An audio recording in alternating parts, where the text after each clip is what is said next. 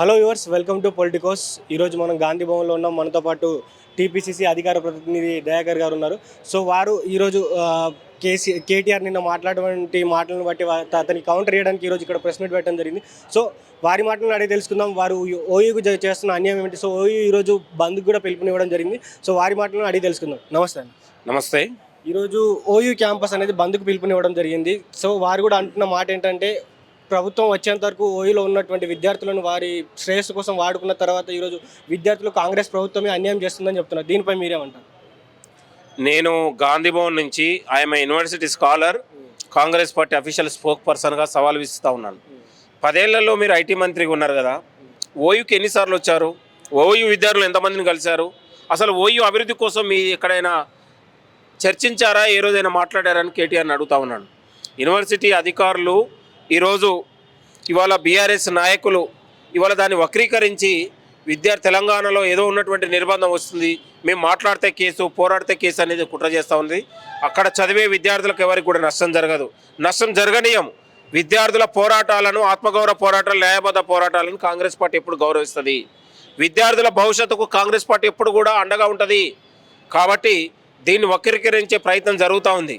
10 ఏళ్లలో ఉస్మానియా యూనివర్సిటీతో పాటు తెలంగాణలో అన్ని యూనివర్సిటీలు కూడా యుద్ధ భూములైనాయి.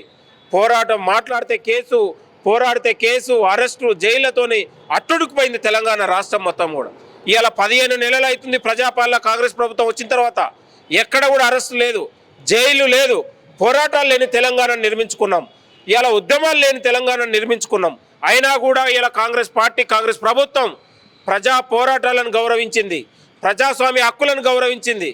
కాబట్టి ప్రజాస్వామ్య హక్కులను ఈ ప్రజాప్రభుత్వం గౌరవిస్తూ ఉంది. ప్రజాస్వామ్య హక్కులను గౌరవించి ఇవాళ అనేక ఉన్నటువంటి తెలంగాణ ఉద్యమకారులకు, మేధావులకు కూడా వివిధ సందర్భాల్లో గౌరవించినటువంటి సందర్భం మీరు చూశారు. గద్దర్ లాంటి వర్ధంతి జయంతులలో కూడా ఉద్యమకారులను గౌరవించినటువంటి సందర్భం. కాబట్టి ఇవాళ అధికారులు ఇచ్చినటువంటి సర్క్యులర్ వల్ల విద్యార్థులకు నష్టం లేదు, ప్రజాస్వామ్య పోరాటాలకు ఎక్కడ కూడా ఆటంకం లేదు. ప్రజాస్వామ్య పోరాటాలను కాంగ్రెస్ పార్టీ, ప్రజాప్రభుత్వం గౌరవిస్తూ ఉంది. ఎక్కడ కూడా ఇది లేదు. కాబట్టి దీన్ని కుట్ర చేసి విద్యార్థులను రెచ్చగొట్టి మళ్ళీ అధికారం కోల్పోగానే మళ్ళీ ఒకసారి యూనివర్సిటీల మీద కపట ప్రేమ చూసే ప్రయత్నం జరుగుతూ ఉన్నది. ఖబర్దార్, కేటీఆర్కు మేము సవాలు ఇస్తూ ఉన్నాం. ఆత్మవిమర్శ చేసుకో. 10 ఏళ్లలో మీరు చేసినటువంటి విధ్వంసం, మీరు చేసిన అరాచకం అంటే ఇప్పుడు ఓయూ అనేది ఉద్యమాల గడ్డ. అది ఉన్నప్పటి నుంచే ఇక్కడ ఎన్నో ఉద్యమాలు జరుగుతూ ఉంటాయి. అంటే ఇప్పుడు సడన్గా ఎక్కడ లేని విధంగా ఈ సర్క్యులర్ రావడం ఆంతర్యం ఏమంటారు? మీరు సర్క్యులర్ అనేది వాళ్ళ కొత్తగా ఇవ్వట్లేదు. బీఆర్ఎస్ ప్రభుత్వంలో ఉన్నప్పుడు దుష్బొమ్మ జరిగితే కూడా కేసు పెట్టారు. ఇవాళ అంతకంటే ఏం లేదు. కాంగ్రెస్ ప్రభుత్వంలో ప్రజాస్వామిక పోరాటాలను గౌరవిస్తూ ఉంది. మళ్ళీ చెప్తా ఉన్నాను. అక్కడ చదువుకునే విద్యార్థులకు, పరిశోధక విద్యార్థులకు నష్టం జరిగే పని ఈ కాంగ్రెస్ ప్రభుత్వం ఎప్పుడు చేయదు, అధికారులు కూడా చేయరు. మీరు మళ్ళీ గుర్తుపెట్టుకోండి. ఇది కావాలనే కొందరు కుట్ర చేసే ప్రయత్నం జరుగుతూ ఉంది. దీన్ని భవిష్యత్తులో తిప్పికొడతాం. బీఆర్ఎస్ పార్టీ నాయకులకు తస్మత్ జాగ్రత్త. మీరు 10 ఏళ్లలో తెలంగాణ యూనివర్సిటీలు ఎంత విధ్వంసం చేశారో, ఎంత నిర్బంధాలు చేశారో మీరు మర్చిపోవచ్చు. కానీ ఈ చరిత్ర మర్చిపోదనే విషయాన్ని కూడా గుర్తు చేస్తూ ఉన్నాం. ఈ చరిత్ర మర్చిపోదు కదా, దీనిపైన కేటీఆర్ మాట్లాడాలి, ఆత్మవిమర్శ చేసుకొని మాట్లాడాలి. యూనివర్సిటీల పరిరక్షణ కోసం, విద్యార్థుల భవిష్యత్తు కోసం కాంగ్రెస్ ప్రభుత్వం ఇలా కృషి చేస్తూ ఉంది, పెద్దపీట వేస్తూ ఉంది. కాబట్టి ఇలాంటి వాటిని వక్రీకరించి ఏదో పెద్ద భూకంపం వచ్చినట్లుగా భూతత్వంలో పెట్టి చూసే వాళ్లకు నేను హెచ్చరిక జారీ చేసి, ఇప్పుడు అసెంబ్లీలో 42% రిజర్వేషన్ అనేది బిల్లు పెట్టబోతా ఉన్నారు. సో దానిపైన చర్చ నడుస్తూ ఉంది. సో ఇలాంటి సమయంలో తీర్మానం వలన అంటే ఇంతకుముందు మీ పార్టీలో ఉన్నటువంటి ఎమ్మెల్సీ ఇప్పుడు ప్రతిపక్షంలో ఉన్న వారందరినీ కలిసి, బీజేపీ నాయకులు అయితే కానీ, ఇటు కేటీఆర్ అయితే కానీ, హరీష్ రావు అయితే కానీ, వారిని కలిసి మాట్లాడమని మీరు ఏ విధంగా చూస్తారు?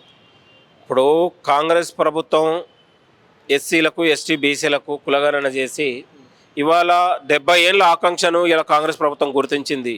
దేశంలోనే సామాజిక న్యాయ తొలిగడుగు తెలంగాణలో పడింది. కాబట్టి సామాజిక హక్కులను ఇక్కడ గౌరవించినటువంటి చరిత్ర ఉంది. ఇవాళ తీన్మార్ మల్లన్నో, ఎల్లన్నో, మల్లన్నో వల్ల తెలంగాణ బలైన వర్గాలకు ఒరిగింది ఏం లేదు. వాళ్ళ స్వార్థాల కోసం, వాళ్ళ ప్రయోజనాల కోసం గతంలో చెప్పాడు, నేను గాడిద ఎక్కినా, గుర్రాయిని ఎక్కినా కానీ ఇప్పుడు ఆయన గుడ్డి గుర్రాన్ని ఎక్కడానికి గాడిదని ఎక్కడానికి కూడా సిద్ధపడితే తెలంగాణ ప్రజలకు ఒరిగేదేం లేదు. ఆయన గుసగుసలాడినా చెవుల చెప్పినా ఆయన మూతిన కేటీఆర్ మూతి నాకినా మల్లన్న మూతి కేటీఆర్ నాకినా తెలంగాణ ప్రజలకు ఒరిగేది ఏం లేదు.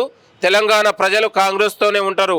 తెలంగాణ ప్రజలు కాంగ్రెస్ పార్టీ తెలంగాణ ప్రజల ఆకాంక్షను గుర్తించింది కాబట్టి తెలంగాణ రాష్ట్రం ఇచ్చింది.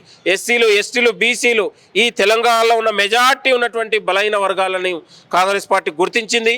భవిష్యత్తులో వాళ్ళని స్థానిక సంస్థల్లో చట్టసభలో పంపించి వాళ్ళ ఆత్మగౌరవాన్ని పెంచే విధంగా కాంగ్రెస్ ప్రభుత్వం కృషి చేస్తుంది. ఇప్పుడు ఓయూ విద్యార్థులకు మీరేం చెప్తారు? ఈ ఏదైతే సర్క్యులర్ పైన ఏదైతే వక్రీకరించి మాట్లాడుతున్నారో ఓయూ విద్యార్థులకు మీరేం చెప్తారు? ఎలాంటి ఆందోళన చేయొద్దనే విధంగా ఓయూ విద్యార్థులకు నేను ఒక పరిషత్ ఒక విద్యార్థిగా చెప్తా ఉన్నాను.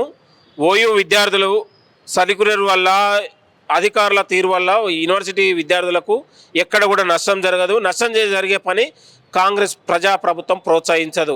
విద్యార్థుల పోరాటాలని గౌరవిస్తుంది, న్యాయబద్ధ పోరాటాలను.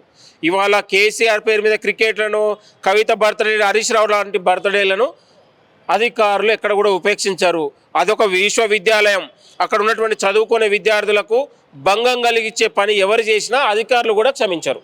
Please subscribe to the channel and download the Politicos app from the links in the description.